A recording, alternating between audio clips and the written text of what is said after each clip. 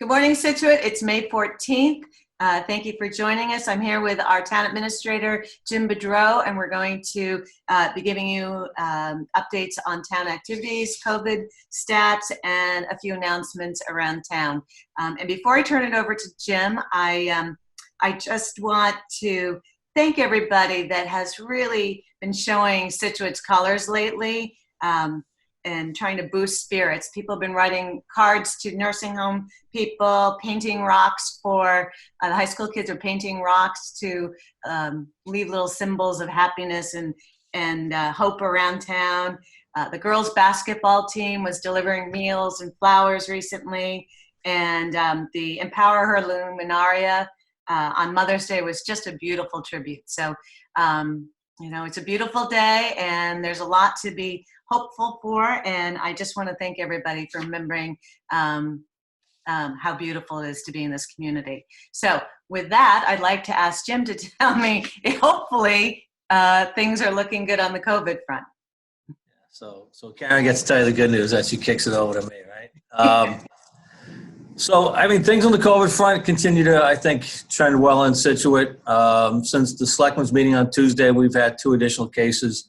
That brings us up to, I have us at 93 cases. We still have the node at the Life Care Center where there's more than 50 positive cases at the Life Care Center. They are done testing of their residents, so hopefully we won't get any more there. The Cadogan Nursing Home has begun testing their residents.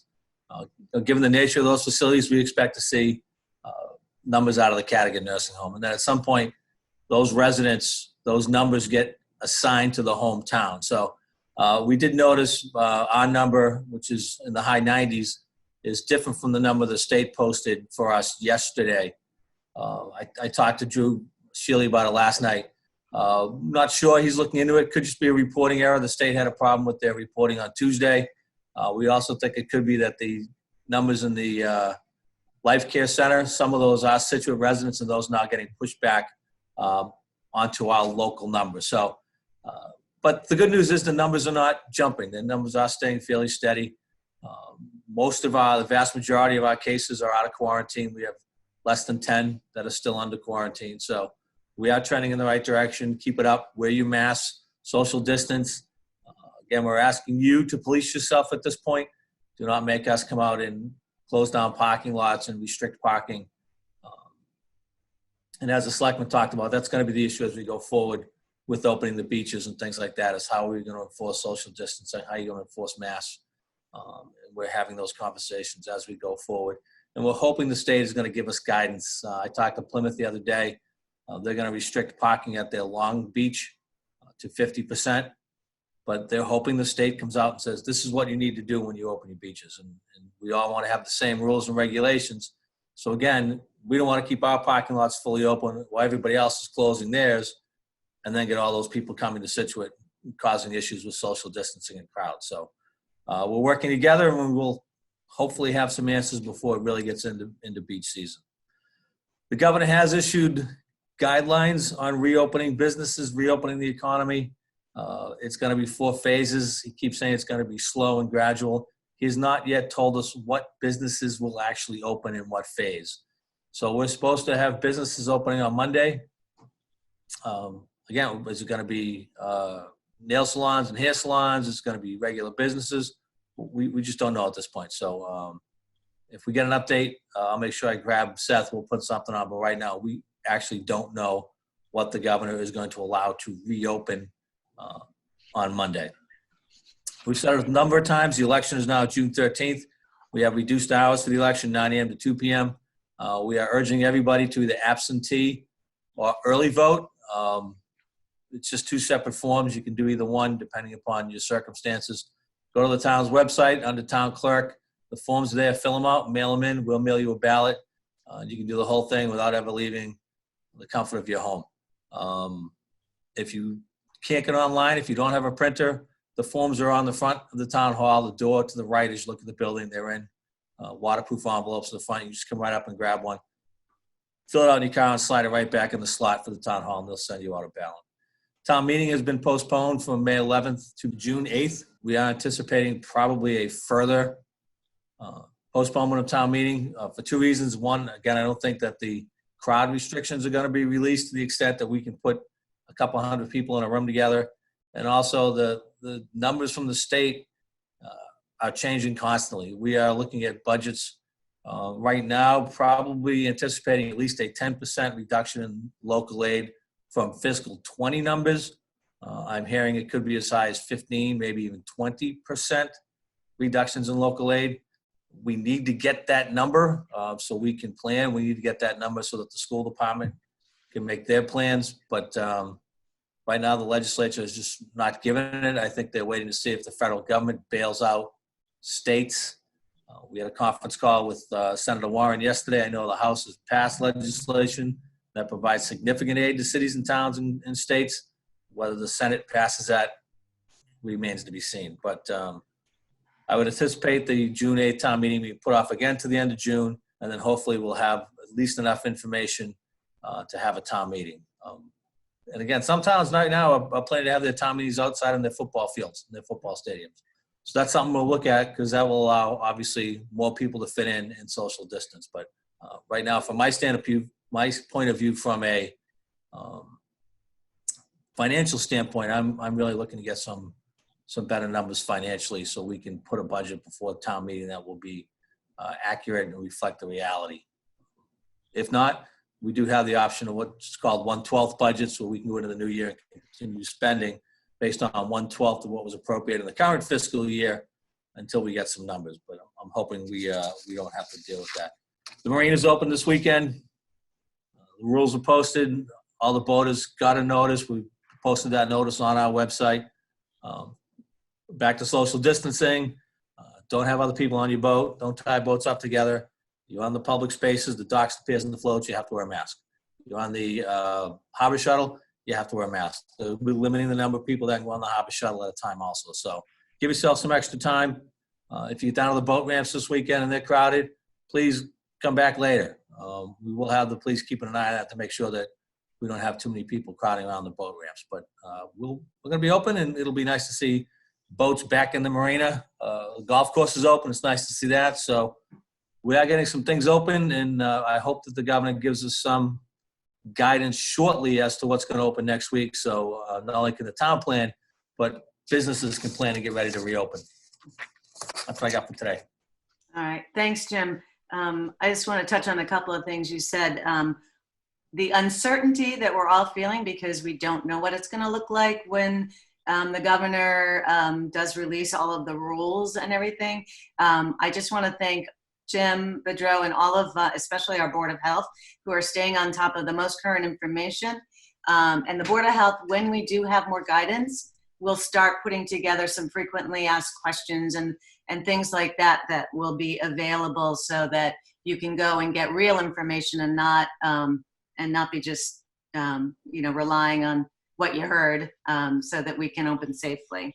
Couple other things I wanted to mention.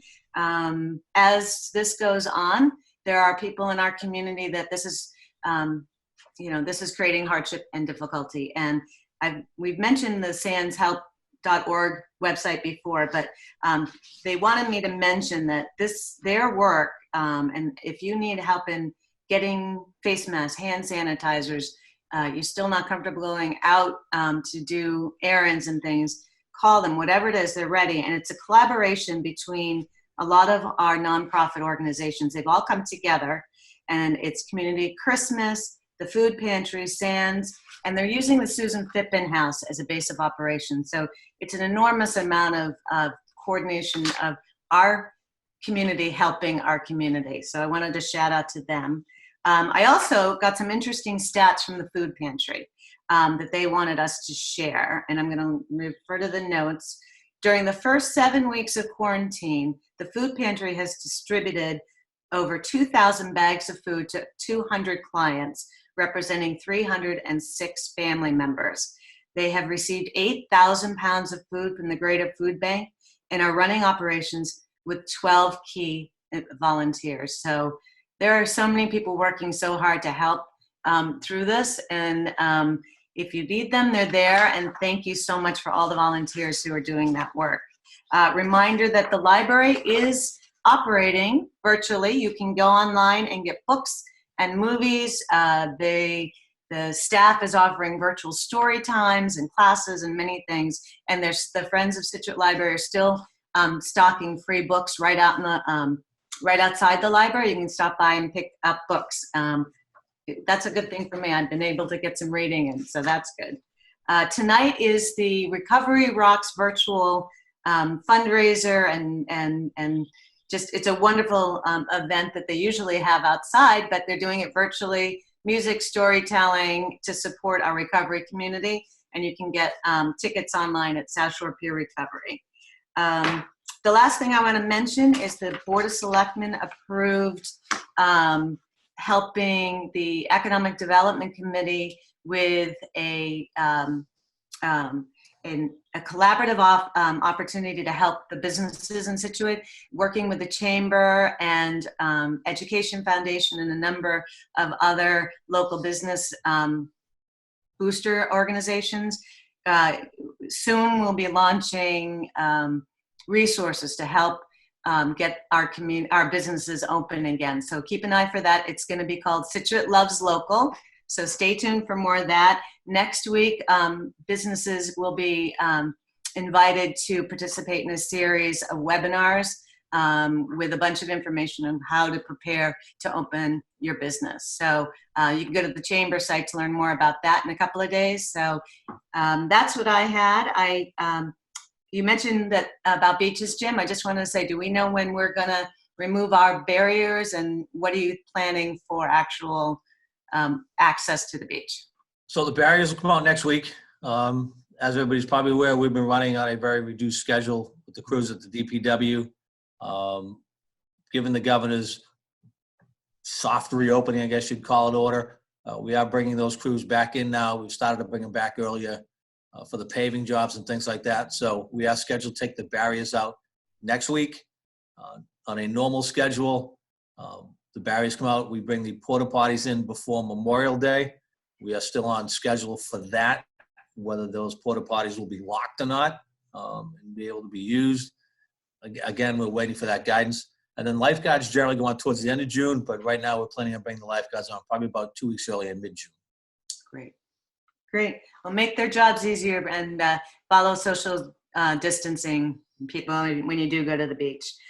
Is there any plan of opening town hall when next week when the... Right now, we're not planning on opening the town hall. We're still making some physical changes in the building to protect the staff and the public that need to be finished before we open town hall. I think residents can get most of what they need to be done online, but we are making some changes to the physical setup of the buildings. Until those done, we won't be bringing full staff back or letting the public back into the building, but it shouldn't be too much longer. I would say by the end of May, beginning of June, the town hall will be back open. But again, that's going to depend on what we get from the Commonwealth. Okay. And we can't say it enough. Thank you so much to all the town employees that, they may not be physically in their spaces, but they're working super hard to keep providing services to the town. That's all I have. We will have the next broadcast on Monday. I want to say thank you very much to Seth Pfeiffer, who's behind the camera making all of this happen, and reach out to everybody.